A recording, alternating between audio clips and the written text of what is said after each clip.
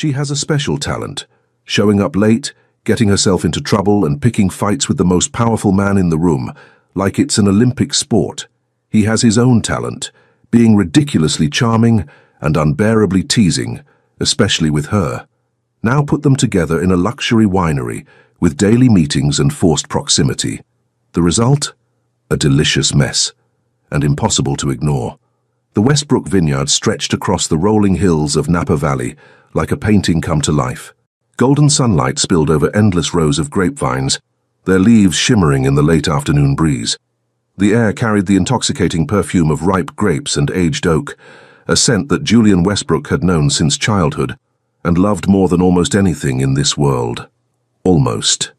At 35, Julian commanded the family wine empire with the same confidence his father and grandfather had before him. Tall, broad-shouldered, with a jawline that could cut glass and dark eyes that seemed to read thoughts before they were spoken, he was the kind of man who made women forget their own names. He knew it too. That was part of the problem. "The Chateau Reserve is properly chilled?" he asked his vineyard manager without looking up from the guest list in his hands. "Yes, Mr. Westbrook.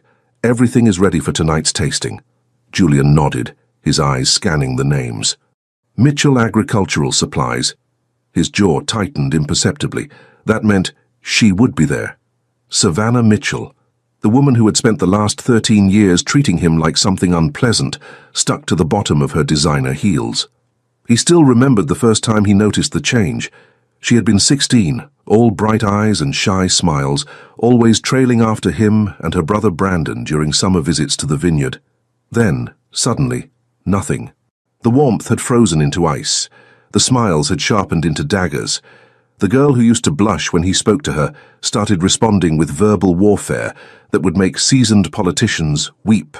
Julian had never understood why, but somewhere along the way, he had discovered that he loved it.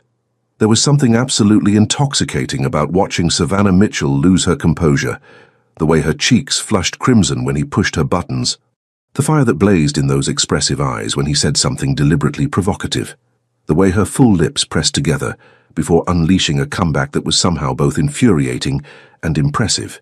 He had turned irritating her into an art form. If this story is touching your heart, show your support, leave a like, subscribe to the channel, and share it with your friends. Every action helps us keep bringing you new stories full of emotion. "Is something amusing, sir?" his manager asked, noticing the slow smile spreading across Julian's face. "Just anticipating an interesting evening." He tucked the guest list into his jacket pocket and walked through the stone archways of the main tasting room. Crystal glasses sparkled under elegant chandeliers. Bottles of the vineyard's finest vintages stood ready for presentation. Everything was perfect. Julian checked his reflection in one of the windows. Dark suit, no tie, top button undone. He ran a hand through his hair, mussing it just enough to look effortlessly disheveled. Savannah always seemed particularly annoyed when he looked like this. Excellent. His phone buzzed. A message from Brandon Sheffield, his best friend since childhood, and, unfortunately, Savannah's older brother. "Running late. Savannah's coming ahead. Try not to make her cry this time." Julian typed back, "I've never made her cry. Yet." He pocketed the phone with a chuckle. Brandon had spent years playing referee between them, never quite understanding why his sister and his best friend couldn't simply coexist peacefully. Julian had given up trying to explain it himself. How could he explain that trading barbs with Savannah Mitchell was the highlight of every family gathering? That he looked for her in every room before he looked for anyone else? That her hatred, inexplicable as it was, had become strangely essential to him? He couldn't. So he didn't. The first guests began arriving as the sun painted the sky in shades of amber and rose. Julian slipped into his role as charming host, shaking hands, making small talk, ensuring wine glasses were never empty. He was good at this, the performance of warmth and welcome. But his attention kept drifting to the entrance. 20 minutes into the event, she still hadn't appeared. Typical. Savannah Mitchell had never been on time for anything in her life. It was one of her countless irritating habits, right up there with her inability to reach high shelves and her tendency to trip over absolutely nothing. Julian found himself smiling again, and then, finally, she walked through the door. Savannah wore a flowing dress of soft champagne silk that moved like water around her figure. Her dark hair tumbled loose over her shoulders, unusual for her. She typically pulled it back when nervous. Her eyes scanned the room with barely concealed wariness. When those eyes found his, they narrowed instantly. Julian raised his wineglass in greeting, letting his gaze travel down her form with deliberate slowness before meeting her eyes again. Game on. Savannah Mitchell had made exactly 3 catastrophic mistakes in her 29 years of life. The first was writing that letter. The second was believing it might be answered. The third was walking into the Westbrook vineyard wearing a dress with a treacherous tendency to cling to fabric. She spotted Julian immediately. Because of course she did. Her traitorous eyes always found him first in any room, no matter how desperately she tried to look elsewhere. There he stood, all 6'2" of insufferable masculine perfection, dark hair artfully mussed, that predatory smile playing at his lips as he raised his glass in greeting. His gaze traveled down her body with the subtlety of a sledgehammer. Savannah's blood heated. Whether from anger or something else entirely, she refused to examine. 13 years, she reminded herself. 13 years since you humiliated yourself, and he couldn't even bother to acknowledge it. She had been 16 and foolish, convinced that the fluttering in her chest whenever Julian Westbrook was near meant something profound. He had been 22 then, her brother Brandon's best friend, visiting their family home with easy smiles and that devastating charm that made every woman within a 50-mile radius lose her mind, including her. So she had written him a letter, poured her entire naive heart onto paper, confessed feelings she barely understood herself, left it where she knew he would find it, and then nothing. He never mentioned it, never acknowledged it. Simply continued treating her like Brandon's annoying little sister, as if her declaration of love was so insignificant it wasn't worth a response. The rejection had shattered something inside her. So Savannah had rebuilt herself, brick by defensive brick, constructing a fortress of sarcasm and feigned hatred. If Julian Westbrook thought she was beneath his notice, fine, she would make him notice her another way, by driving him absolutely insane. "You're 15 minutes late," a deep voice murmured near her ear, making her jump. Julian had materialized beside her, close enough that she could smell his cologne, something woodsy and warm that had no business smelling that good. "Fashionably late," she corrected, refusing to look at him. "It's a concept you wouldn't understand, given your tragic lack of fashion sense. This suit cost more than your car." "My point exactly. Money can't buy taste." His low chuckle vibrated through her. "I've missed that sharp tongue of yours, Savannah. I haven't missed anything about you." "Liar." She finally turned to face him, ready with a devastating retort, and immediately regretted it. Up close, Julian's dark eyes held an intensity that always made her stomach flip traitorously. The hint of stubble along his jaw only emphasized its sharp angles. The slight curve of his lips suggested he knew exactly what effect he had on her. "I need to use the restroom," she announced abruptly. His eyebrows rose. "By all means, don't let me keep you from whatever requires such urgent escape." Savannah didn't dignify that with a response. She simply turned and walked away, hyper-aware of his gaze following her every step. The private corridor leading to the guest restrooms was blissfully empty. She locked herself inside the elegantly appointed bathroom and gripped the marble counter, staring at her reflection. "Get it together," she commanded herself. "He's just a man. An arrogant, insufferable, unreasonably attractive man who broke your heart without even knowing he held it." She splashed cold water on her wrists, touched up her lipstick, and adjusted her dress. The silk had bunched slightly at the back. She reached behind to smooth it down, checking her phone for messages from her father's company while she walked out. Savannah moved backward through the doorway, still typing, completely unaware that her dress had caught on the delicate lace of her underwear, hiking the fabric up to expose far more than she would ever intentionally show. She heard footsteps, stopped. Then warmth, solid and masculine, appeared directly behind her. Large hands moved quickly, efficiently, releasing the trapped fabric with a swift motion that sent the silk cascading back into place. Savannah spun around. Julian stood inches away, his dark eyes blazing with something that made her breath catch. His jaw was tight. A muscle twitched in his cheek. "You were exposed," he said, his voice rough and low. I was the only one who saw. The world stopped, then crashed back with the force of a tidal wave. Heat flooded her face, her entire body. He had seen everything. The lace underwear, the curves she normally kept carefully hidden. "Don't say anything," she hissed, shoving at his chest. "Ever. To anyone." But Julian didn't step back. Instead, that slow, sinful smile spread across his face, and his eyes dropped briefly, involuntarily, to her hips before meeting hers again. "I won't be forgetting that anytime soon." Savannah fled. She spent the rest of the evening avoiding him, which was nearly impossible given how his gaze seemed to track her through the crowd like a heat-seeking missile. Every time she glanced his way, he was watching her with an expression that made her skin tingle and her thoughts scatter. The burning in her stomach wasn't just mortification anymore. It was something far more dangerous. And from the knowing glint in Julian Westbrook's eyes, he was fully aware of it. 1 week after the incident that shall never be mentioned, Savannah sat in her father's office, certain she had misheard him. "I'm sorry," she said slowly. "Could you repeat that?" Richard Mitchell leaned back in his leather chair, completely oblivious to the fact that he was about to ruin his daughter's life. The Westbrook Vineyard Partnership, 8 weeks of close coordination for the International Expansion Project, daily meetings at their facility. You'll be our lead representative. Daily meetings at the Vineyard for 8 weeks. That's what I said, sweetheart. Is there a problem?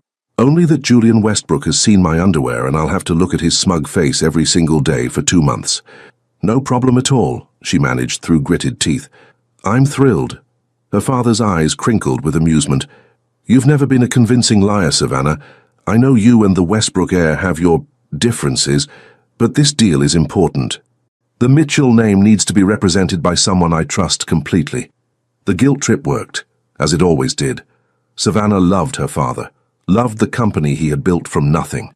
If surviving 8 weeks of Julian's presence was what the family business required, she would do it, even if it killed her, which it very well might. 3 days later, Savannah pulled her car into the Westbrook Vineyard parking area, exactly 15 minutes late. It wasn't intentional, it never was, but somehow, no matter how early she left home, time seemed to slip through her fingers like sand. Julian was waiting on the front steps of the main administrative building, arms crossed, one eyebrow raised in that infuriating way of his. "You're late," he observed as she approached. "Traffic. There's no traffic between your apartment and here." "I checked." "You checked." She stopped in front of him, tilting her head back to meet his gaze. "That's not creepy at all. I prefer the term thorough." He pushed off from the stone pillar he'd been leaning against and gestured toward the door. "Shall we? Or would you like another 15 minutes to prepare whatever excuse you'll use tomorrow?" Savannah swept past him without responding, catching a whiff of that maddening cologne as she did. Her traitorous body responded immediately. Racing pulse, heated skin, thoughts that had no business existing in a professional setting. "Focus," she commanded herself. "This is business, nothing more."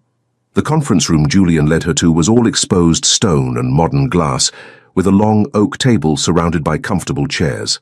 Files and documents were already arranged at one end, along with 2 glasses and a bottle of something that looked expensive. "Wine at 9 in the morning?" she asked. "It's grape juice. I know you can't handle anything stronger before noon. I can handle plenty." That slow smile appeared. "I remember." Heat crept up her neck. Was he referencing what she thought he was referencing? The way his eyes dropped briefly to her hips suggested yes. "Can we please focus on work?" she snapped. "Of course." Julian pulled out a chair for her with exaggerated courtesy. "After you, Miss Mitchell." She sat, hyper-aware of how close he stood, how his fingers brushed her shoulder as he pushed the chair in. Then he took the seat directly beside her, not across the table where any normal person would sit, but right next to her, close enough that his knee occasionally bumped hers beneath the table. "The expansion plans," he began, sliding a folder toward her. As she reached for it, his hand covered hers, holding it in place. "These are confidential. I trust you understand the sensitivity of the information. I'm not going to sell your secrets, Julian. I know." His thumb traced a small circle on her wrist before releasing her. "I just wanted an excuse to touch you." Savannah yanked her hand back, her heart hammering. "That's harassment." "Is it? You're blushing. I don't think you hated it as much as you're pretending." I always blush when I'm angry. He didn't sound convinced. Shall we continue? The meeting lasted 3 hours. 3 hours of Julian leaning too close when explaining spreadsheets. 3 hours of his fingers finding excuses to brush against hers. 3 hours of that deep voice murmuring near her ear, making her lose track of sentences and forget questions mid-thought. By the time they finished, Savannah was wound tighter than a spring. Same time tomorrow? Julian asked as he walked her to the door. I'll be here. 15 minutes late? Probably. He laughed, a genuine sound that transformed his face from devastatingly handsome to almost boyishly appealing. Savannah's chest tightened unexpectedly. I'll have coffee waiting, he said. The good kind, not that swamp water you drink. How do you know what kind of coffee I drink? I pay attention.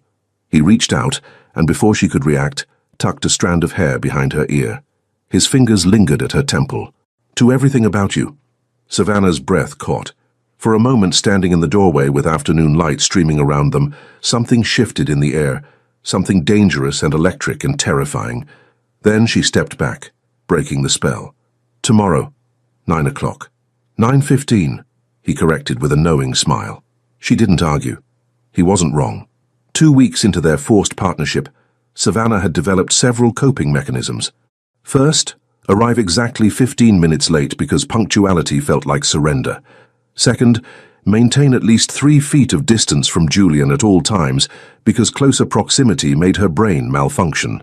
Third, never, under any circumstances, let him see how much his presence affected her. She was failing spectacularly at all 3. You're doing it again, Julian observed during a tasting session in the barrel room.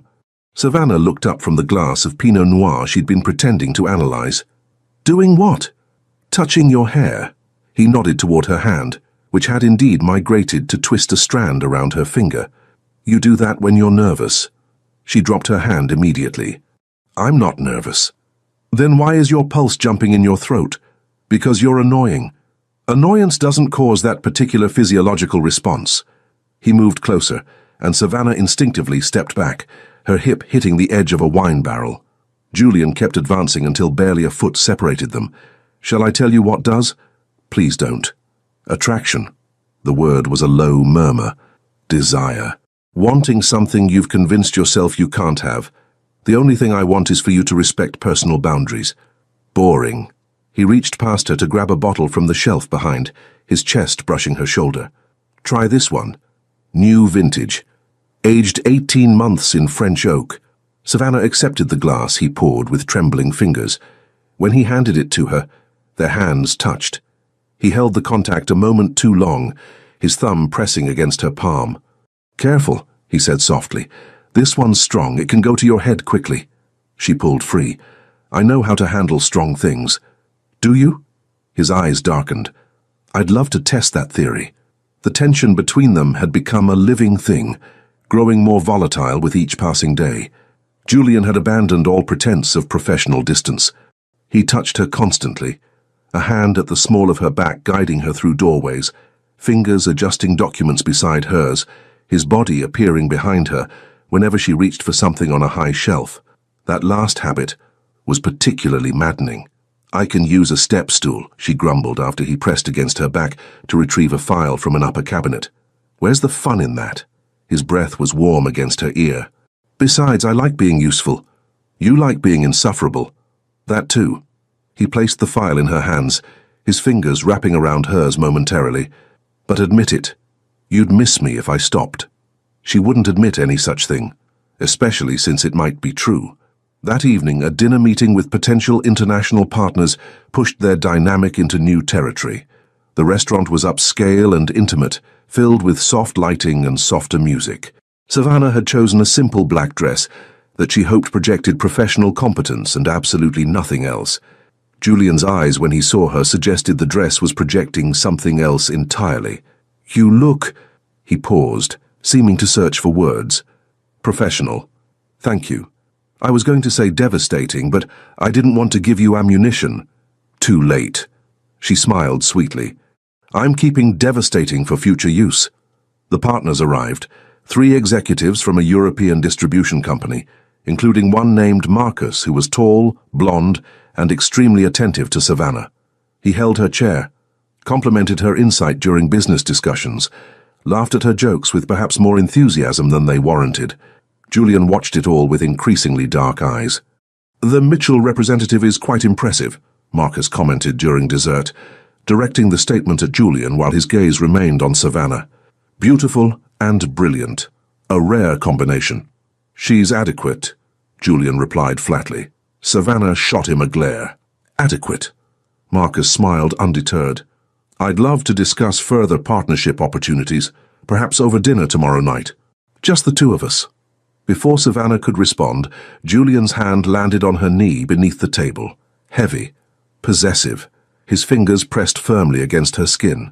"She has a commitment tomorrow," he said smoothly. "Contract review, with me, all evening." "I don't recall," Savannah started. "Urgent matter. Just came up." Julian's grip tightened. "Very sorry." Marcus glanced between them, comprehension dawning in his eyes. He retreated gracefully, and the conversation shifted to safer topics. But Julian's hand remained on her knee for the rest of the meal, his thumb drawing slow circles that made coherent thought nearly impossible. Later, in the parking lot, Savannah rounded on him. "What was that?" "What was what?" "You know exactly what. You told him I was busy tomorrow. I'm not busy tomorrow." "You are now." Julian stepped closer, backing her against her car. "Contract review. My office. 7 o'clock. There are no contracts that need reviewing. Then we'll find something else to review." His hand came up to cup her jaw, tilting her face toward his. "You're not having dinner with him, Savannah. You don't get to decide that." "No." His thumb traced her lower lip. "But I'm asking you not to. Don't go." The vulnerability beneath the command startled her. For a moment, the arrogant mask slipped, and she glimpsed something raw in his expression. "Why do you care?" she whispered. "I don't know." His forehead dropped to rest against hers. "But I do. More than I should." Savannah's heart pounded so loudly, she was certain he could hear it. They stood there, breath mingling, the space between them charged with possibility. Then a car honked nearby, shattering the moment. Julian stepped back, the mask sliding into place. 7 o'clock. Don't be late." "I'm always late." "I know." That smile returned. "I'll wait." He walked away, leaving Savannah trembling against her car, wondering when exactly this game had stopped feeling like a game. Savannah had convinced herself that canceling dinner with Marcus was a purely strategic decision, professional courtesy. Nothing to do with the way Julian's thumb had traced her lip in the parking lot, or the raw emotion she'd glimpsed behind his usual arrogance. Nothing at all. She was still clinging to this delusion 4 days later, when the Vineyard hosted its monthly client appreciation event. The main tasting room sparkled with crystal and candlelight, filled with wealthy patrons who bought wine by the case and considered the Westbrook label a status symbol. Savannah wore a fitted emerald dress, definitely not chosen because Julian had once mentioned that green was his favorite color. She was representing Mitchell Agricultural, maintaining professional appearances. That was all. Julian found her the moment she walked in.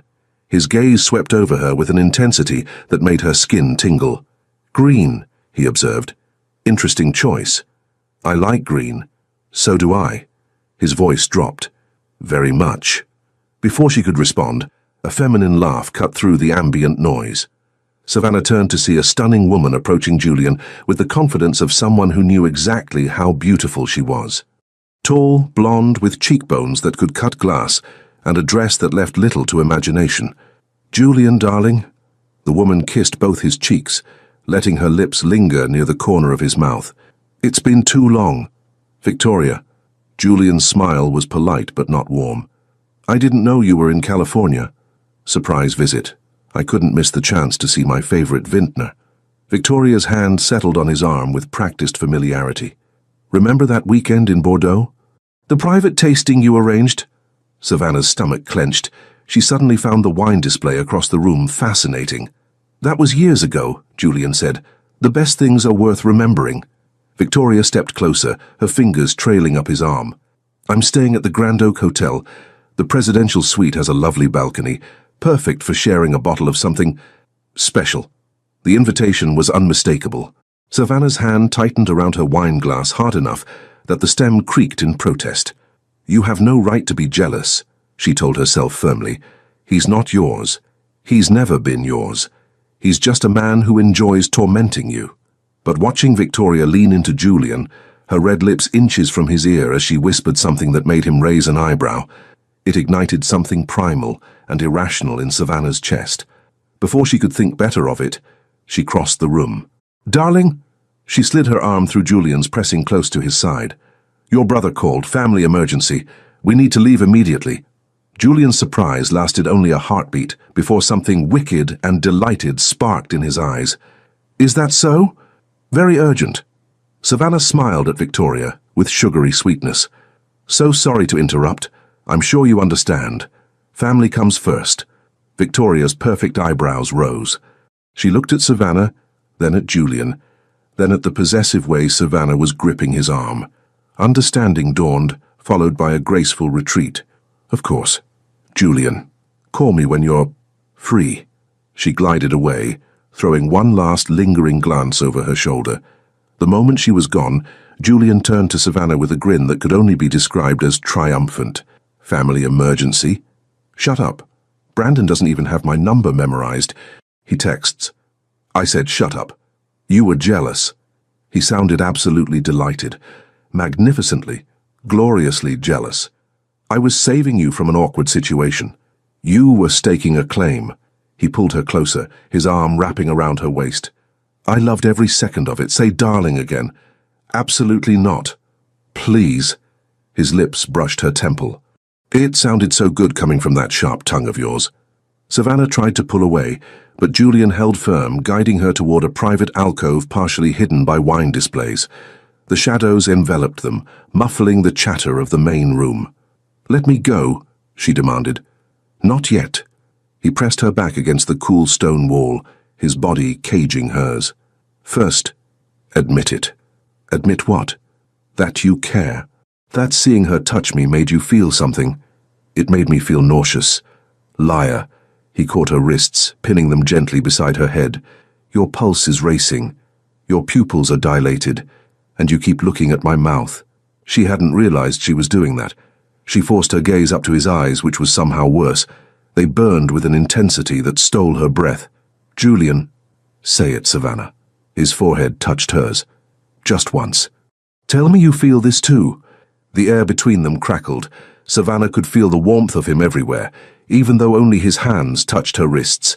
Her heart hammered against her ribs. Her resistance crumbled like sand. "I feel it," she whispered. "I've always felt it. That's the problem." Something triumphant and tender crossed his face. He released one of her wrists to cup her jaw, tilting her face up. His thumb traced her cheekbone. His gaze dropped to her lips. "Savannah," he breathed. He leaned in. She rose to meet him. The space between them narrowed to millimeters. "There you are." They sprang apart as Brandon Sheffield rounded the wine display, completely oblivious to what he'd interrupted. Julian's best friend and Savannah's brother looked between them with cheerful ignorance. "I've been looking everywhere. Dad wants to discuss the shipping contract, Sav. And Julian, your vineyard manager needs approval on something." Brandon frowned. "Why do you both look like you've seen a ghost?" "No reason," Savannah managed, her voice strangled. "Just discussing wine." Julian's jaw was tight, frustration radiating from every line of his body. Brandon shrugged, already turning away. "Well, come on then. Business waits for no one." He strode off. Savannah moved to follow, but Julian caught her hand. "This isn't over," he said quietly. She looked back at him, at his dark eyes still blazing with interrupted want, his chest rising and falling rapidly. "I know," she replied, and despite everything, the admission didn't terrify her as much as it should have. 3 days after the almost kiss, Savannah had perfected the art of professional distance. She arrived at meetings precisely 15 minutes late, her signature timing, spoke only about business matters, and maintained a careful 3-foot buffer between herself and Julian at all times. Julian, for his part, seemed determined to make this impossible. "You're avoiding me," he observed during a vineyard tour meant to showcase new irrigation equipment. "I'm standing right next to you. Physically present, emotionally absent." He steered her around a muddy patch with a hand at her elbow. "You haven't insulted me once today. It's unsettling." Would you prefer I called you an arrogant, presumptuous wine snob? There she is. His smile was warm, relieved. I was worried you'd been replaced by a polite imposter. Despite herself, Savannah laughed. The sound surprised them both.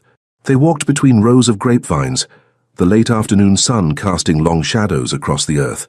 Julian explained the technical aspects of the new irrigation system, but Savannah found herself watching him instead of the equipment. The way his eyes lit up when discussing the vineyard, the pride in his voice when mentioning his grandfather's legacy, the gentle way he touched the grape leaves, as if greeting old friends. You really love this place, she said, interrupting his explanation of water conservation metrics. Julian paused, looking around at the rolling hills gilded by sunlight. It's in my blood. 4 generations of Westbrooks have worked this land. Sometimes I think the vines know me better than most people do. That's either poetic or deeply concerning. Probably both. He turned to her, his expression softening. What about you? Do you love the family business? Savannah considered the question. I love what it represents. My father built something from nothing. Watching him taught me that hard work and integrity matter. She shrugged.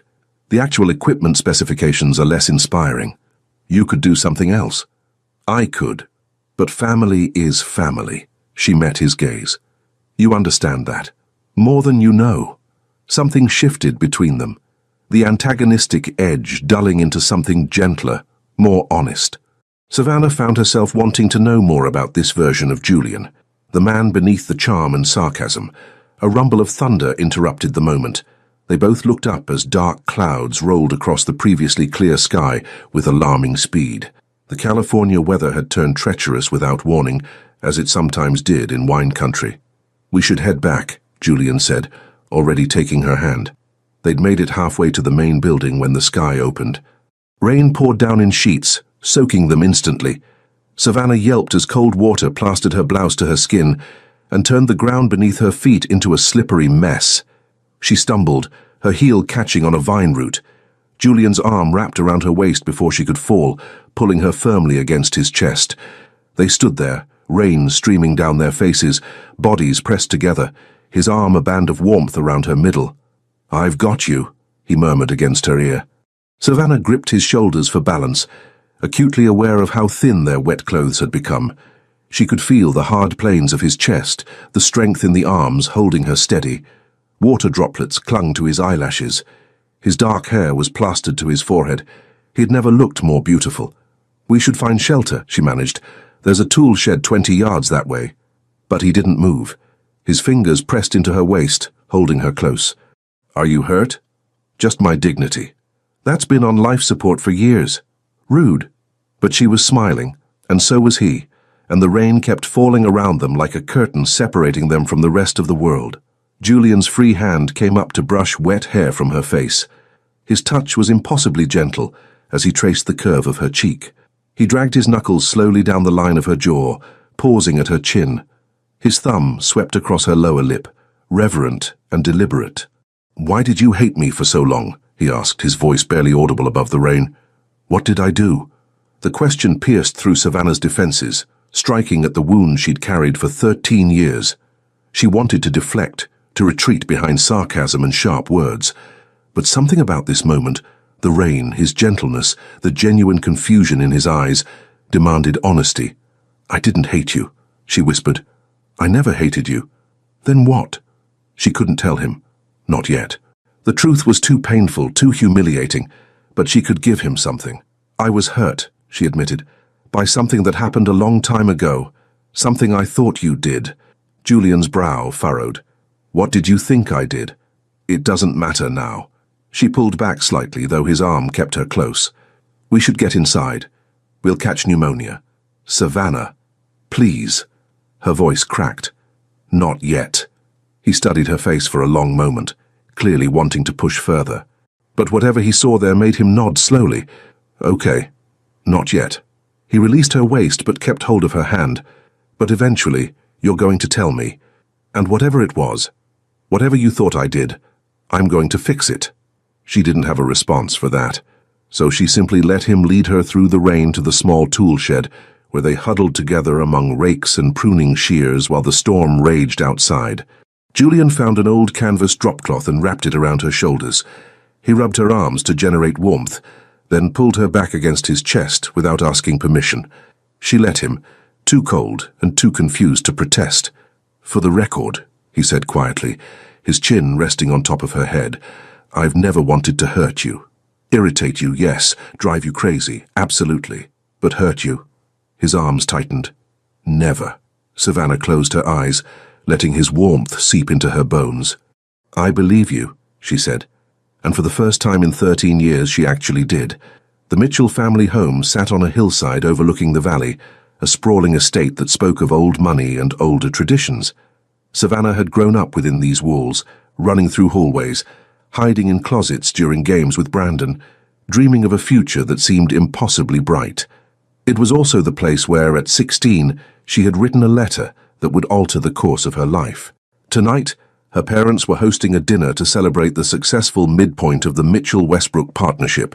6 weeks of daily collaboration had yielded impressive results: distribution agreements, marketing strategies, and a projected increase in international sales that made both families very happy. Savannah stood before her bedroom mirror, adjusting the neckline of her burgundy wrap dress. The color complemented her dark hair and brought warmth to her complexion. She had chosen it carefully, telling herself it had nothing to do with Julian's preference for rich, deep colors. She was a terrible liar, even to herself. The past weeks had transformed something fundamental between them. Since that rainy afternoon in the tool shed, Julian had been different, softer, more patient. He still teased her, still invaded her personal space, still made her pulse race with his proximity. But there was a tenderness beneath the provocations now, as if he was waiting for her to trust him with something important. The secret of the letter burned in her chest. She had almost told him a dozen times, during quiet moments in the conference room, while walking through the vineyards at sunset, when he reached past her to grab documents and let his hand linger on her waist just a moment too long, but the words always stuck in her throat, blocked by 13 years of hurt and humiliation. A knock at her door interrupted her thoughts. "Sav, guests are arriving." Brandon's voice carried through the wood. "Julian's already here, looking like he owns the place, which technically he doesn't, yet. I'll be down in a minute." She heard her brother's footsteps retreat and took one last look in the mirror. Tonight would be fine. A pleasant dinner with family and business partners. No drama, no revelations, no complications. Famous last thoughts. The dining room glowed with candlelight when Savannah descended the grand staircase. Crystal chandeliers cast prismatic rainbows across the walls. Fresh flowers adorned every surface. Her mother had outdone herself as usual. Julian stood near the fireplace, engaged in conversation with her father. He wore a charcoal suit that emphasized the breadth of his shoulders, no tie, the top button of his white shirt undone. When he turned at the sound of her heels on marble, something flickered in his dark eyes that made her breath catch. "You're only 5 minutes late," he said as she approached. "I'm impressed. I'm capable of punctuality when properly motivated." "What motivated you tonight?" The honest answer, that she had been too nervous to dawdle, was not something she planned to share. "The roast. My mother makes excellent roast." Julian's lips quirked. "Of course. The roast." Dinner proceeded smoothly at first. Richard Mitchell held court at the head of the table, regaling the group with stories of the company's early days. Elizabeth Mitchell, ever the gracious hostess, ensured wine glasses remained full and conversation flowed freely. Brandon, seated across from Julian, matched his friend drink for drink, while contributing increasingly loud commentary. Savannah picked at her food, hyper-aware of Julian beside her.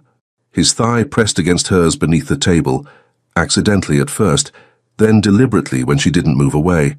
His hand found her knee during the second course, fingers tracing idle patterns that made it impossible to focus on her mother's questions about the partnership's progress. "The international expansion is exceeding projections," she managed, hoping her voice sounded steadier than it felt. "Julian's contacts in Europe have been invaluable. Working together has been illuminating." Julian's thumb drew a circle on her inner knee. "Savannah has hidden depths." "She's always been stubborn," Brandon interjected, reaching for the wine bottle again. "Remember when she was 16 and refused to speak to anyone for a week? We thought she'd gone mute." Savannah's stomach dropped. She remembered that week vividly. It was right after she'd delivered the letter, right after Julian had failed to respond. "I don't recall that," Julian said, frowning slightly. "Oh, it was dramatic." Brandon refilled his glass, oblivious to the tension suddenly crackling through the air. "She locked herself in her room, wouldn't come out for meals. Mom thought she was sick. Dad threatened to break down the door." "Brandon?" Savannah's voice carried a warning he didn't heed. "What triggered it?"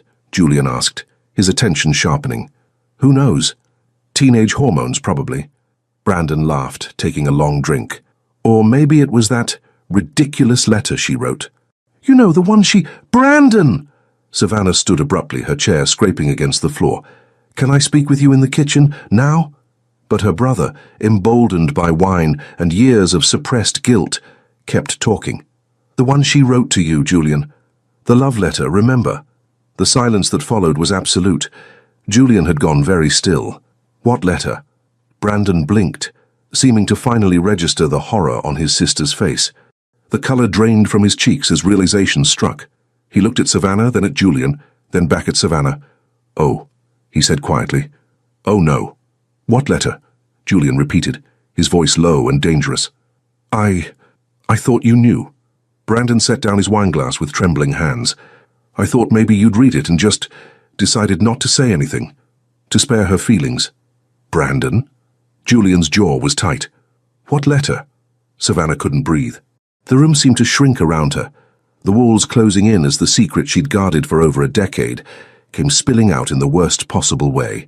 "When Savannah was 16, Brandon said slowly, the words dragging from him like confessions under torture. "She wrote you a letter, a love letter. She left it in your jacket pocket when you visited for the weekend." "I never received any letter." "I know." Brandon dropped his gaze to the table. "Because I took it. I found it before you did, and I intercepted it. I read it, and I took it, and I never gave it to you." The words hung in the air like smoke after an explosion. Savannah's mother had pressed a hand to her mouth. Her father was watching Julian with wary concern. And Julian looked as if someone had just told him the sky was actually green, and he'd been colorblind his entire life. "You took it," he said flatly. "A letter she wrote to me. You took it." "I was trying to protect her." Brandon's voice cracked with desperation. "She was 16, Julian. 16. And you were 22. And you were my best friend. And I knew you didn't see her that way. Not then. I thought if you read it, you'd laugh, or worse, you'd be kind about it. And either way, she'd be humiliated. I was trying to save her from embarrassment. By making her think I ignored her." Julian's voice rose. "By letting her believe I received her feelings and simply didn't care enough to respond. I didn't think she'd take it so hard. I thought she'd forget about it in a week. 13 years. The words came from Savannah barely above a whisper. Everyone turned to look at her. She stood frozen beside her chair, tears streaming down her face, despite her best efforts to contain them. 13 years, Brandon. I spent 13 years thinking he read what I wrote and decided I wasn't worth a response. That I was so insignificant he couldn't even be bothered to acknowledge my feelings. Sav, I was 16 years old and I wrote him everything." Her voice broke. "I told him I loved him. I told him he was the most wonderful person I'd ever met. I told him I dreamed about him every night and thought about him every day. And when he never said anything, when he just kept treating me like Brandon's annoying little sister, I thought it was because I meant nothing to him, less than nothing." She turned to Julian, whose face had gone pale beneath his tan. "That's why I hated you," she choked out, "because it was easier than admitting I was still in love with someone who thought I was a joke." Then she fled. She heard her mother call her name, heard the scrape of Julian's chair, heard Brandon's anguished apology following her through the halls, but she didn't stop. She ran through the kitchen, out the back door, across the moonlit garden, and into the vineyard that bordered her family's property. The vines stretched before her like sentinels, witnesses to all the dreams she'd buried here as a girl. She ran until her lungs burned and her legs trembled and she couldn't run anymore. Then she collapsed against an old oak tree at the edge of the property, wrapping her arms around herself as sobs racked her body. 13 years of pain, 13 years of pretending, all because her brother had decided to play protector without understanding the damage he would cause. And now Julian knew. Now he knew everything. Her feelings, her heartbreak, her pathetic teenage devotion, that had apparently never quite faded, despite her best efforts.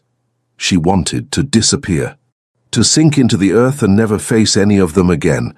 But the universe, it seemed, had other plans, because footsteps were approaching through the vineyard, and she knew, without looking, exactly who they belonged to. Julian had never moved so fast in his life. The moment Savannah fled the dining room, he was on his feet. Brandon tried to grab his arm, stammering apologies and explanations, but Julian shrugged him off without a word.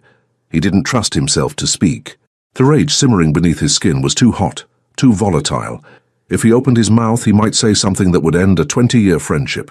Right now, the only thing that mattered was Savannah. He caught a glimpse of Burgundy disappearing through the kitchen and followed, ignoring Elizabeth Mitchell's startled exclamation. The back door stood open, swaying gently in the evening breeze.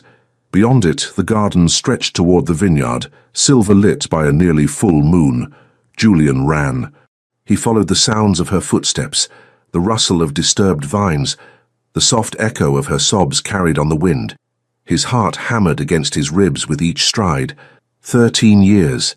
13 years of confusion, of wondering what he'd done to earn her hostility, of watching her build walls higher and higher while he stood on the other side, desperate to understand. And all along, the answer had been a letter he'd never received. A declaration of love intercepted by the one person both of them trusted completely. He found her beneath an ancient oak tree, curled against its trunk with her arms wrapped around her knees. The moonlight caught the tear tracks on her cheeks, turning them to silver ribbons. She looked young and fragile and utterly shattered. Something in Julian's chest cracked wide open. "Go away," she said without looking up. Her voice was raw, scraped hollow by crying. "Please. I can't do this right now. I'm not going anywhere." Julian, 13 years. He approached slowly, as one might approach a wounded animal. "You've spent 13 years hating me for something I never did.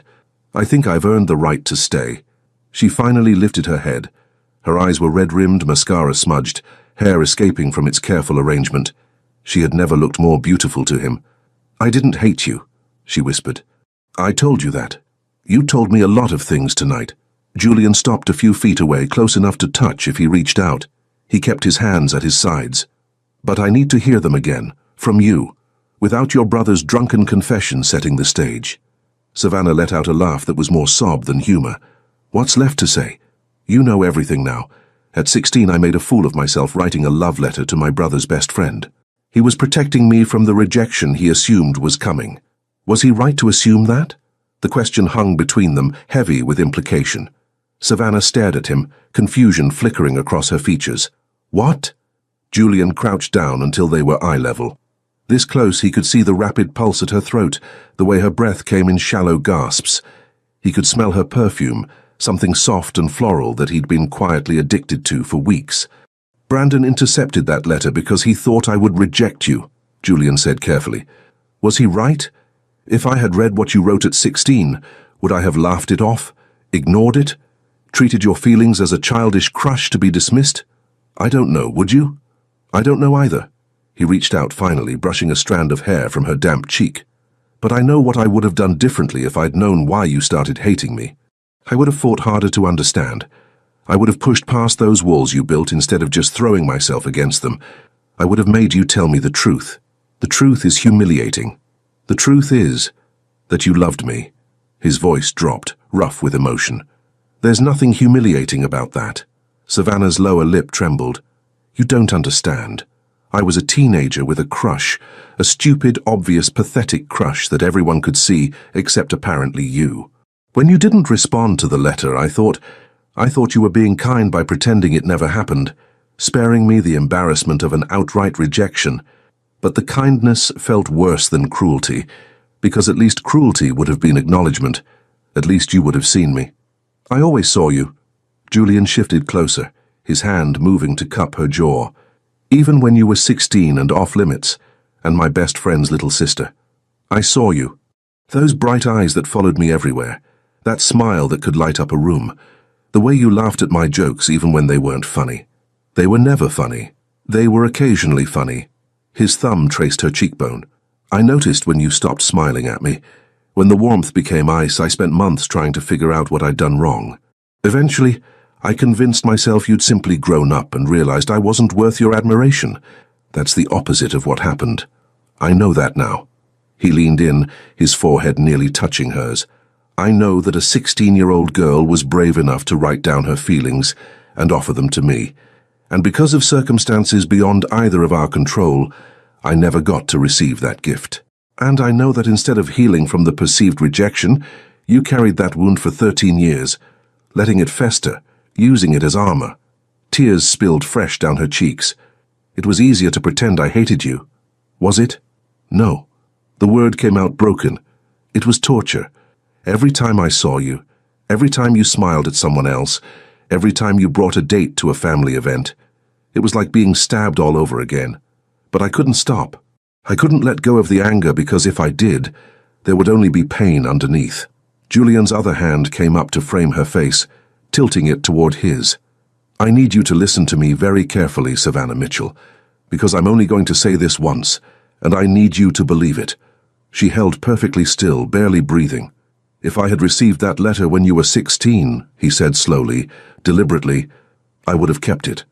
I would have folded it carefully and put it somewhere safe and looked at it when no one was watching. Because even then, even when you were too young and I was too stupid to admit my own feelings, I knew you were special. I knew you were the kind of person who comes along once in a lifetime. Julian, but you were 16 and I was 22, and you were my best friend's sister. So I would have waited. I would have kept that letter as a promise and waited until the timing was right, until you were old enough, until the circumstances made sense. His voice roughened. And then I would have come for you, because some things are worth waiting for. A sob escaped her. You don't mean that. I've never meant anything more. But all those years, all the women, the flirting, the distractions. The word was harsh with self-recrimination. Nothing that mattered. Nothing that came close to the way I feel when you walk into a room and pretend you don't see me. When you sharpen your tongue against me like I'm the only target worth hitting. When your cheeks flush with anger and your eyes blaze with fire and you make me work for every single smile. Savannah was trembling now, her hands coming up to grip his wrists where he held her face. I never stopped loving you, she confessed, the words tumbling out like water through a broken dam. I pretended. I convinced myself. But every time you touched me, every time you got too close, every time you looked at me the way you're looking at me now, I knew I was still completely, hopelessly, stupidly in love with you. Julian's breath caught. 13 years of questions. 13 years of confusion. 13 years of wanting something he hadn't let himself name. And here it was, offered to him beneath a moonlit sky, wrapped in tears and trembling honesty. Say it again, he demanded softly. I love you. Her voice was stronger now, defiant almost, as if daring him to reject her a second time. I've loved you since I was 16 years old, and I never stopped, no matter how hard I tried. There. Now you know everything. Now you can... He didn't let her finish. He couldn't wait another second. His mouth found hers with 13 years of desperate hunger behind it. The first touch of Julian's lips against hers was like lightning striking parched earth. Savannah gasped into his mouth, her fingers clutching his wrists as sensation overwhelmed her. This wasn't the gentle, tentative kiss she might have imagined during those lonely teenage years. This was hunger, desperation, 13 years of suppressed longing, igniting into something fierce and consuming. Julian kissed her like a man who had been starving without knowing it. His hands slid from her face into her hair, tilting her head to deepen the contact. His tongue traced the seam of her lips, and when she opened for him, the sound he made, low and rough and satisfied, vibrated through her entire body. She stopped thinking. Her arms wound around his neck, pulling him closer. He shifted, one knee pressing into the grass beside her as he gathered her against his chest. The bark of the oak tree scraped her back through the thin fabric of her dress, but she didn't care. Nothing existed except the heat of his mouth, the strength of his arms, the drumbeat of his heart against her palm. Savannah. He breathed against her lips, the name a prayer and a promise. God, Savannah. She answered by pulling him back to her. The kiss evolved, shifting from desperate to deliberate. Julian explored her mouth with devastating thoroughness, learning the taste of her, the texture, the small sounds she made when he did something particularly right. His teeth grazed her lower lip. His tongue soothed the sting. She whimpered, and he swallowed the sound greedily. When they finally broke apart, both gasping for air, Savannah felt as if she'd been remade. The girl who had written that letter at 16, the woman who had armored herself in sarcasm and feigned hatred, they seemed like strangers now. In their place was someone new, someone brave enough to love openly. Julian pressed his forehead to hers, his breath ragged. "I've wanted to do that since you walked into my vineyard 6 weeks ago wearing that ridiculous champagne dress." "It wasn't ridiculous. It was perfect. You were perfect. And I spent the entire evening imagining what it would be like to kiss that sharp mouth of yours." His thumb traced her swollen lips. Reality far exceeds imagination. Savannah laughed, the sound watery with residual tears but genuine. "You're not as terrible at kissing as I expected. High praise from the woman who's been insulting me for over a decade. Someone had to keep your ego in check. And you've done an admirable job." He pulled back slightly, studying her face in the moonlight. His expression softened into something that made her chest ache. "I meant what I said. If I'd known, if I'd received that letter, everything would have been different. We can't change the past. No, but we can stop wasting the future." His hands framed her face again, gentle now, reverent. "I don't want to play games anymore, Savannah. I don't want to pretend that irritating you is enough when what I really want is this. You, us." Her heart stuttered. "Julian, I'm not asking for promises tonight. I know this is overwhelming. I know you've spent years protecting yourself from exactly this moment." He kissed her forehead, her cheek, the corner of her mouth. "But I need you to know that I'm not going anywhere. Whatever this is between us, it's not casual, it's not temporary. It's not something I'm going to get bored of and walk away from."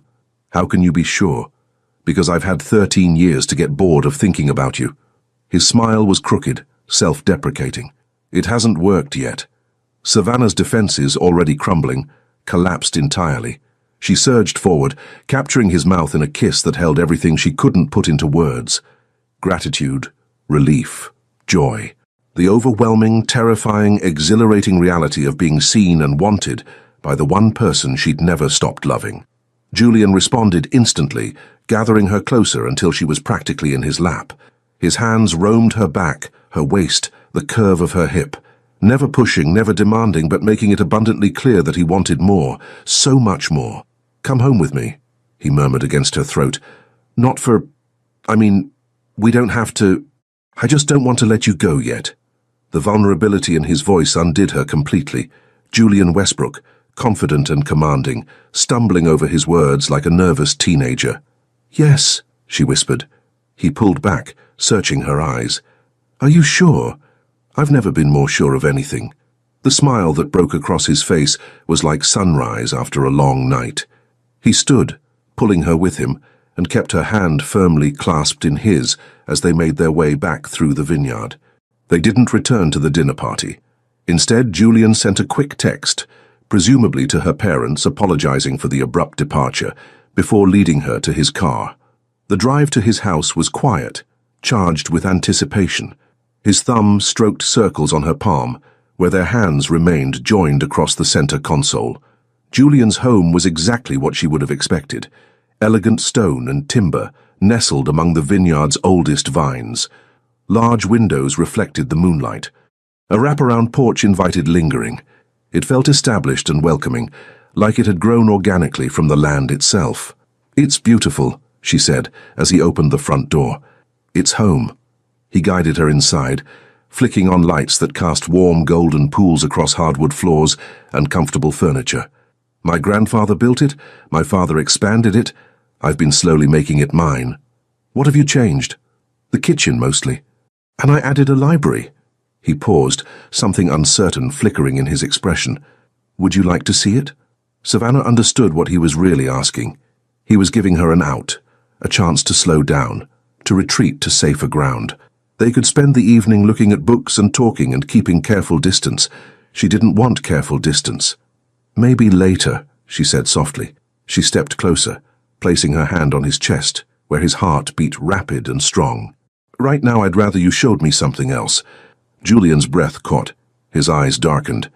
Savannah. Her name was a warning and a plea.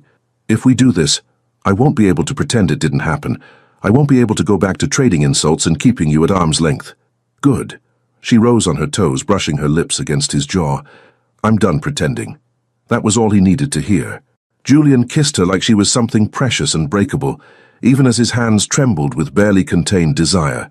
He led her through the house slowly, pausing to press her against walls, to explore the curve of her neck with his lips, to whisper words that made her knees weak. By the time they reached his bedroom, a large space with exposed beams and a massive bed facing windows that overlooked the vineyard, Savannah was already undone. We can stop, he said against her collarbone, his breath warm on her skin. Any time. Just say the word. The only word I want to say is more. He groaned, low and desperate, and lifted her as if she weighed nothing at all. She wrapped her legs around his waist as he carried her to the bed, laying her down with a gentleness that contrasted sharply with the hunger in his eyes. You're so beautiful. He hovered over her, one hand braced beside her head, the other tracing the neckline of her dress. I've imagined this more times than I should probably admit. How many times? Enough that I should be embarrassed. His fingers found the tie of her wrap dress, tugging slowly. But I'm not. I regret nothing except that it took us so long to get here. The dress fell open, revealing skin gilded by lamplight. Julian's breath caught audibly. He stared at her like a man beholding a masterpiece, his expression equal parts awe and adoration. Julian. Self-consciousness crept in, making her want to cover herself. Don't. He caught her hands before they could move. Don't hide from me. Not now. Not ever. He lowered his head, pressing a kiss to the hollow of her throat.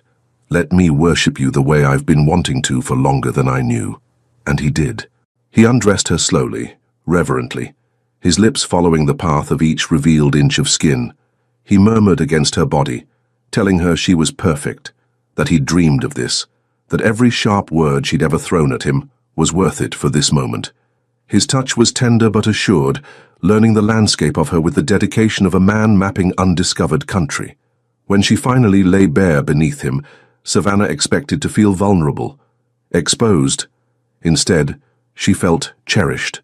The way Julian looked at her, with naked devotion and barely restrained need, erased every insecurity she'd ever harbored. My turn, she whispered, reaching for his shirt buttons. He helped her, shrugging out of the fabric to reveal shoulders she'd been secretly admiring for years.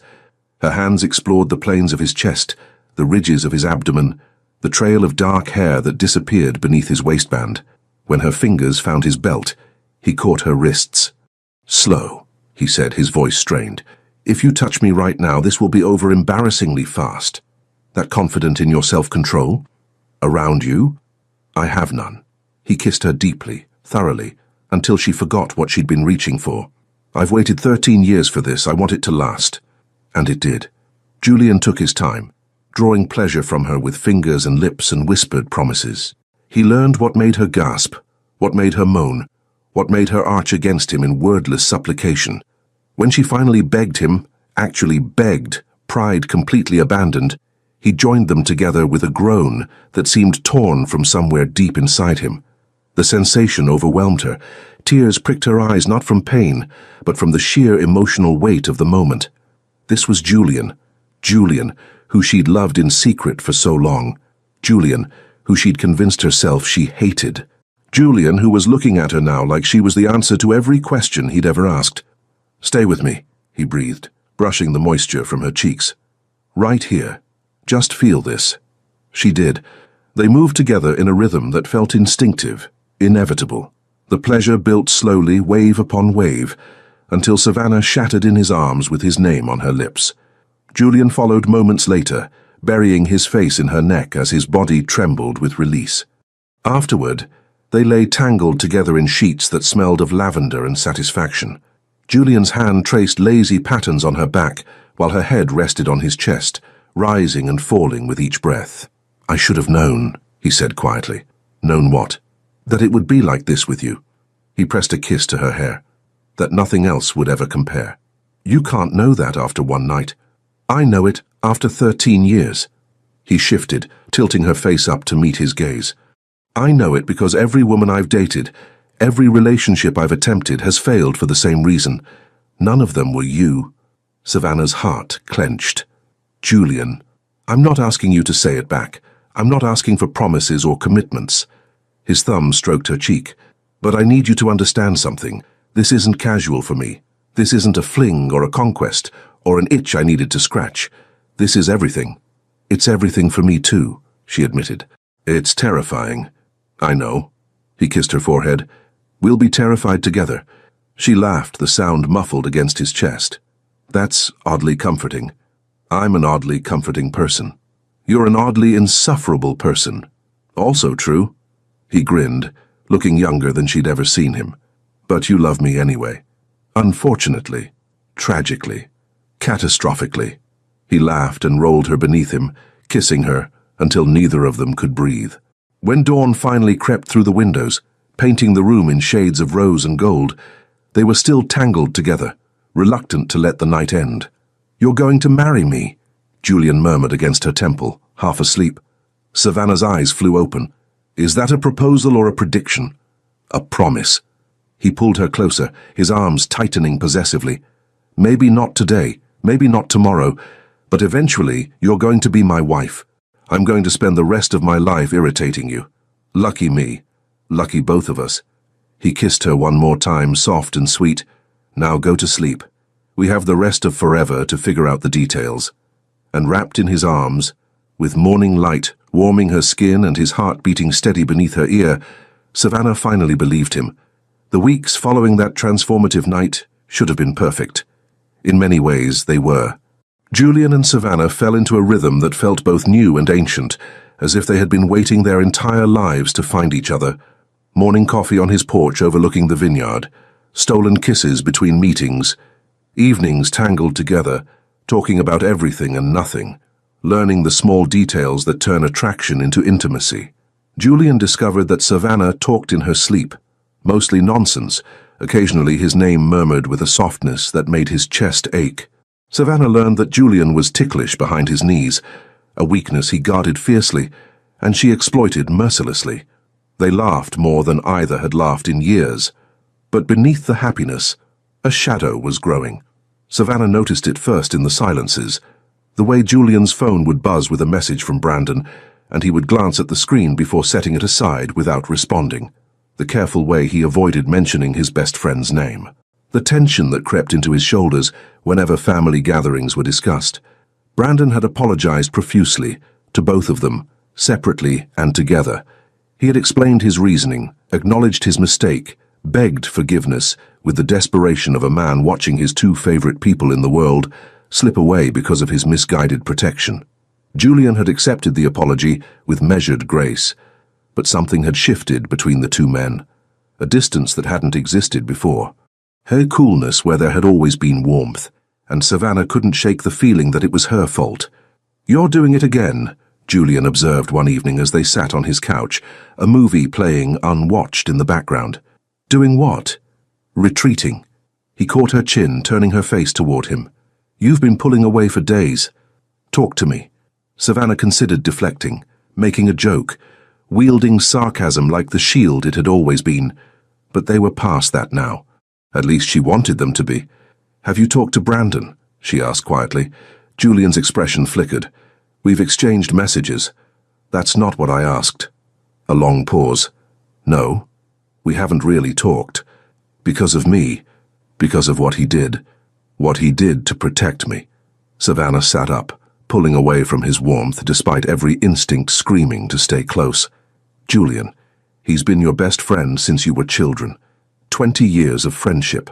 You can't throw that away because of a mistake he made when he was trying to look out for his little sister. He cost us 13 years, and we have the rest of our lives to make up for it." She reached for his hand, lacing their fingers together. "But not if you lose him in the process. I won't be the reason your friendship falls apart." Julian's jaw tightened. "You're not the reason. His choices are the reason. Choices he made out of love. Misguided, idiotic love, but love nonetheless." She squeezed his hand. "I've forgiven him, why can't you? Because every time I look at him, I think about all the time we lost." His voice roughened. I think about you spending years believing I didn't care, building walls to protect yourself from rejection that never actually happened. I think about how much pain could have been avoided if he just minded his own business. And I think about how much worse it could have been. Savannah shifted closer, resting her head on his shoulder. What if you had received that letter and gently rejected me? What if I'd been too young to handle it gracefully? What if the awkwardness had driven a wedge between you and Brandon anyway, and you'd lost your best friend at 22 instead of 35? That's a lot of what-ifs. Life is nothing but what-ifs. We can't change what happened. We can only decide what happens next. She tilted her face up to meet his gaze. I don't want to be the woman who came between you and your best friend. I don't want our relationship to be built on the ruins of yours. Julian was quiet for a long moment, his thumb tracing circles on the back of her hand. When he finally spoke, his voice was heavy with reluctant acceptance. You're asking me to let it go. I'm asking you to try. It's not that simple. Nothing worthwhile ever is. He laughed, despite himself, a short, surprised sound. When did you become so wise? Probably around the same time you became so stubborn. She kissed his jaw. Talk to him. Really talk. Yell at him if you need to. Let him apologize again, and then decide if 20 years of brotherhood is worth more than 13 years of regret. Julian pulled her into his lap, burying his face in her hair. She felt the tension slowly drain from his body as he held her, processing her words. I'll call him tomorrow, he said finally. Thank you. But I'm not promising to forgive him immediately. Some wounds take time to heal. I know. She kissed him softly. I just need you to be open to the possibility. For you, he murmured against her lips. I'll try anything. They stayed like that for a long time, wrapped around each other, while the movie played forgotten in the background. Savannah let herself relax into his embrace, but the worry didn't fully dissipate. She had spent so many years using her feelings for Julian as a weapon against herself, convincing herself that loving him was a weakness, a vulnerability to be suppressed and denied. Now that she had finally allowed herself to embrace those feelings, new fears had emerged. What if their happiness came at too high a cost? What if Julian resented her eventually for the rift with Brandon? What if the foundation they were building was already cracked? As if sensing her spiraling thoughts, Julian's arms tightened around her. Stop thinking so loud, he murmured. Whatever's going through that beautiful head of yours, we'll figure it out. Together. She wanted to believe him. She was trying to believe him, but the shadow of doubt lingered, waiting for its chance to grow. Julian found Brandon at their usual spot, a small bar on the outskirts of town where they'd been coming since they were barely legal to drink. The same scratched wooden tables, the same faded sports memorabilia on the walls, the same bartender who remembered their orders without being asked. Brandon was already there, nursing a beer with the expression of a man awaiting execution. You came, he said as Julian slid into the opposite seat. Savannah made a compelling argument. She's good at those. Brandon attempted a smile that didn't quite land. Remember when she was 12 and convinced your dad to let her ride the harvesting equipment? 4-page presentation with pie charts. She included pie charts, color-coded.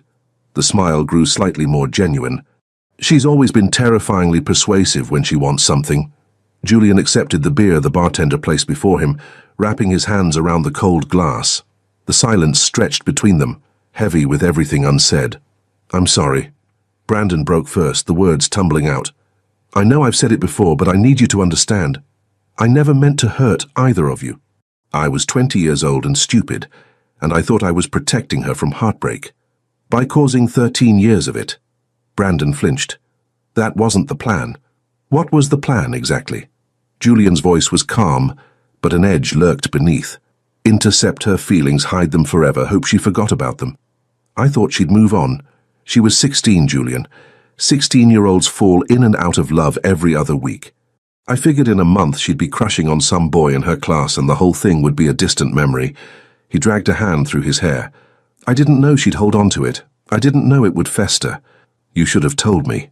I know. Years later, when it became clear she hadn't moved on, when you saw how she treated me, you should have said something then. I know. Brandon's voice cracked. I kept telling myself it was too late. That revealing the truth would only make things worse.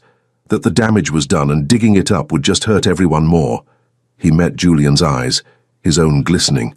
I was a coward. I chose the easy path and let both of you suffer because I was too afraid to admit my mistake. Julian stared at his oldest friend, at the guilt etched into features he knew as well as his own, at the genuine remorse that went deeper than words could express. She loves you, Brandon continued quietly. She's loved you since before she knew what love meant. And you look at her like she's the answer to every question you've ever asked. I used to wonder why all your relationships failed. Now I know. You were waiting for her, even if you didn't realize it. I was. Then don't let my stupidity ruin that. Brandon leaned forward, urgent. Hate me if you need to. Never forgive me if that's what it takes. But don't let what I did poison what you have with her. She's already pulling away, isn't she? Worrying that she's coming between us? Julian's silence was answer enough. That's my fault too. Brandon laughed bitterly. Everything's my fault, but she doesn't deserve to carry that guilt. She's spent 13 years punishing herself for feelings that were never wrong in the first place. Don't add to her burden because you're angry with me. I'm not angry. Brandon blinked. You're not? I was. Julian took a long drink of his beer, buying time to organize his thoughts. When I first found out, I wanted to put my fist through a wall. Through you, specifically. But then I looked at Savannah, really looked at her, and I realized something. What?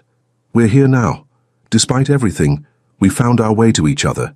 Julian set down his glass. Maybe it wouldn't have worked when she was 16.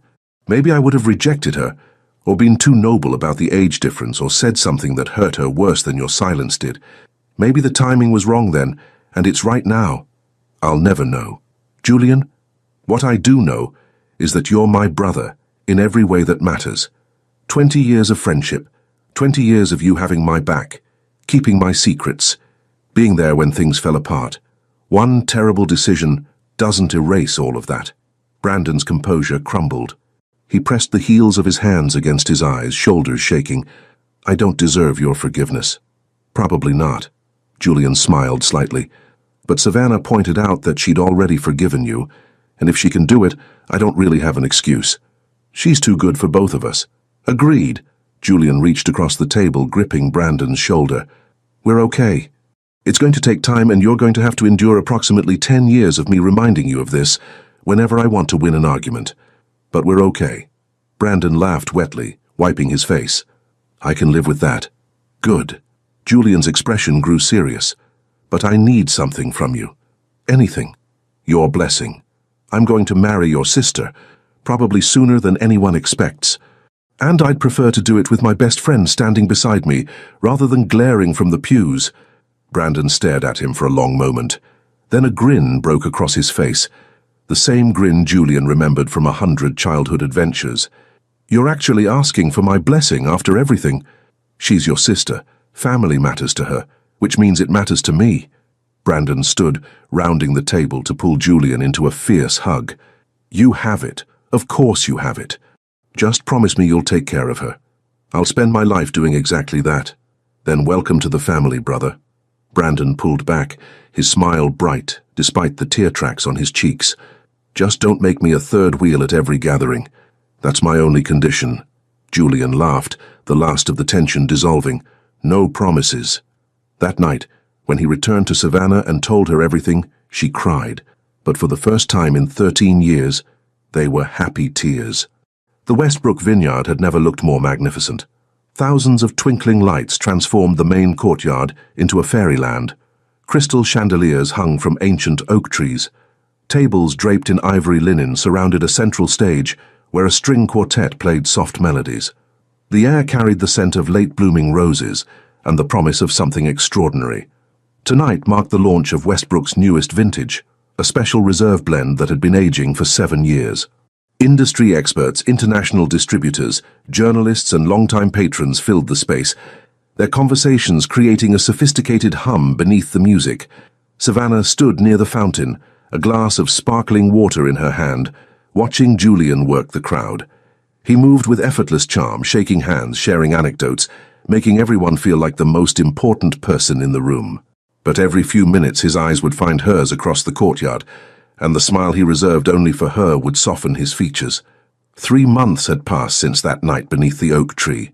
3 months of falling deeper, learning more, building something real. Julian had been true to his word. He hadn't walked away. If anything, he had moved closer, integrating himself into every corner of her life until she couldn't imagine existence without him. "For your staring," Brandon observed, appearing at her elbow with a knowing grin. "I'm observing there's a difference. The difference being that observing sounds less lovesick?" "Exactly." She bumped his shoulder affectionately. "How are things with you and Julian?" "Better. Good, actually." Brandon's smile held genuine warmth. "We played golf last week. He only mentioned my catastrophic life choices twice, which I consider progress. He'll run out of material eventually." "I doubt it. He's remarkably creative when he wants to be." Brandon paused, something shifting in his expression. "He loves you, you know. I've known him since we were kids, and I've never seen him like this. It's almost annoying how happy you make him." Savannah felt her cheeks warm. "He makes me happy too." "Good. You both deserve it." Brandon squeezed her arm. "Now if you'll excuse me, I see a sommelier who looks like she needs someone to explain wine to her incorrectly."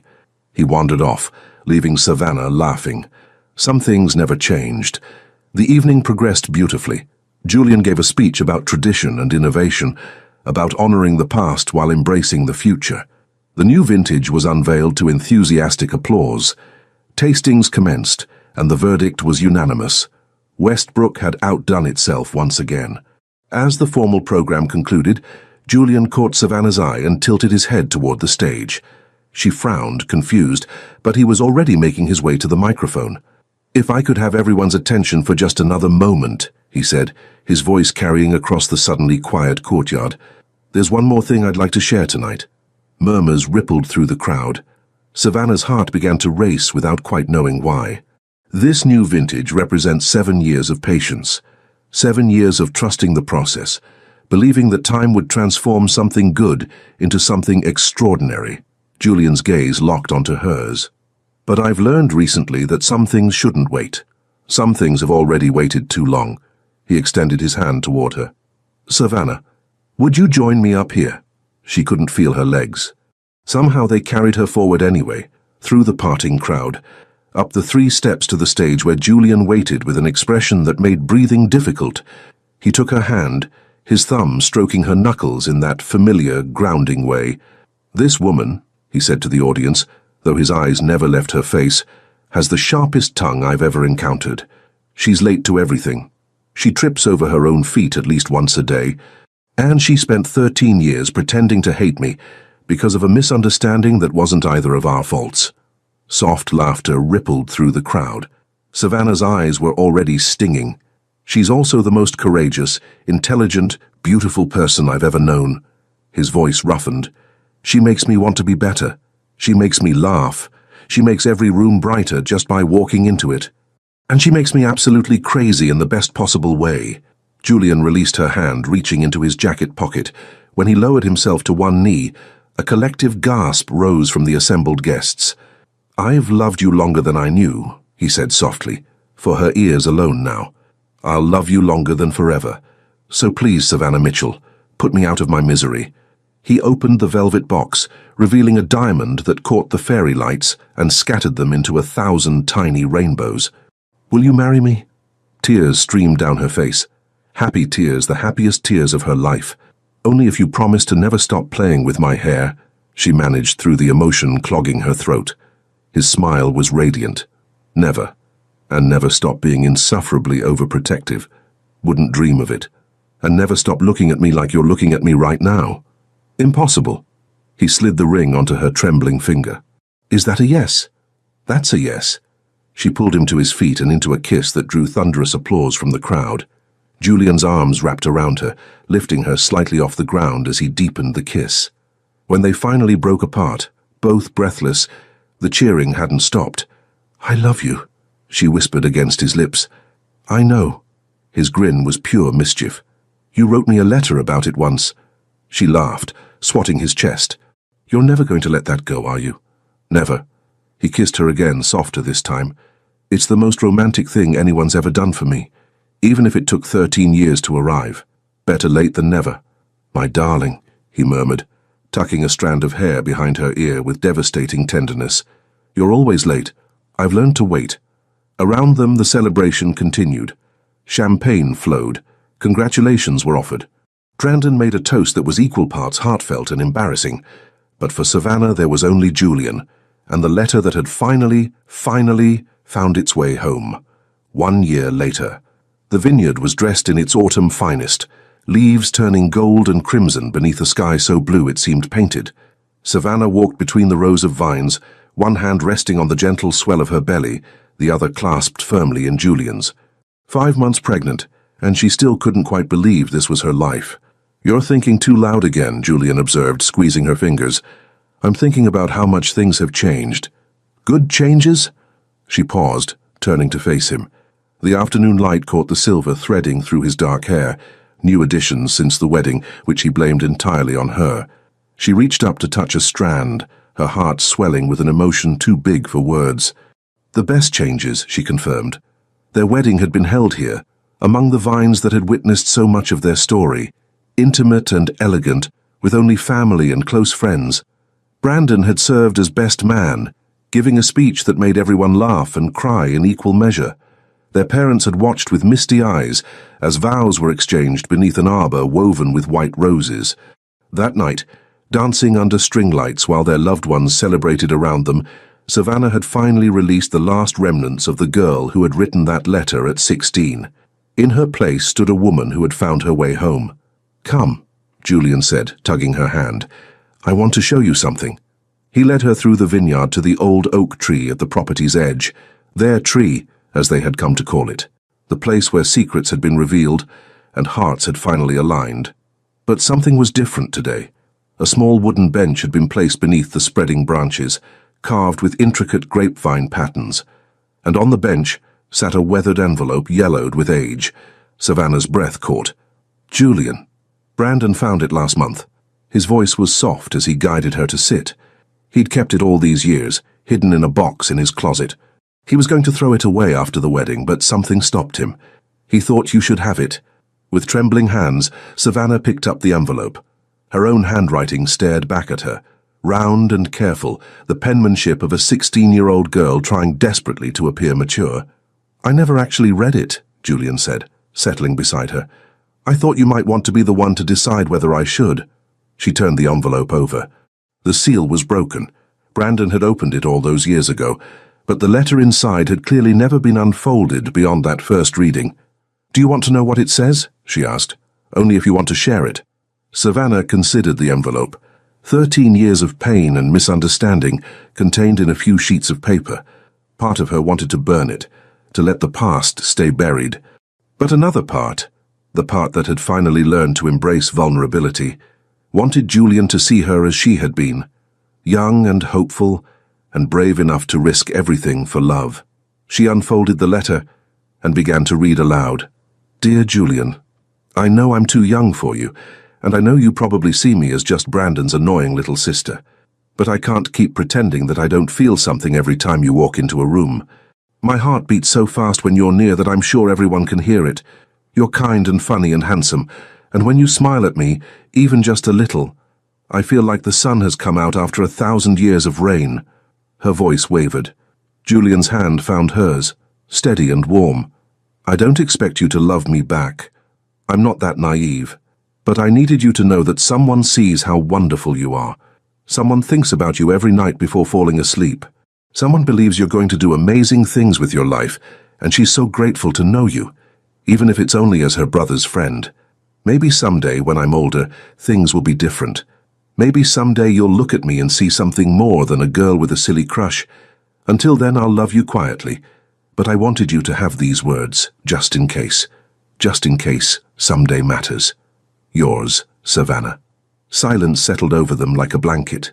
Julian reached over, gently taking the letter from her hands. He read it again, silently this time, his thumb tracing over her girlish handwriting. "You were wrong about one thing," he finally said. "What's that?" "It wasn't a silly crush."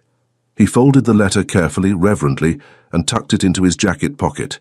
It was the beginning of everything. Savannah's eyes filled with tears, happy ones, as they always seem to be these days. "You're keeping it." I told you once that if I'd received this letter I would have saved it. That hasn't changed. He pulled her close, one hand coming to rest on her belly where their daughter grew. This is our history, the good and the painful and everything in between. I want all of it. She leaned into him, breathing in the scent of oak and wine and home. I love you. I love you too. He pressed a kiss to her temple. Both of you. As if in response, a small flutter moved beneath his palm, the baby making her presence known.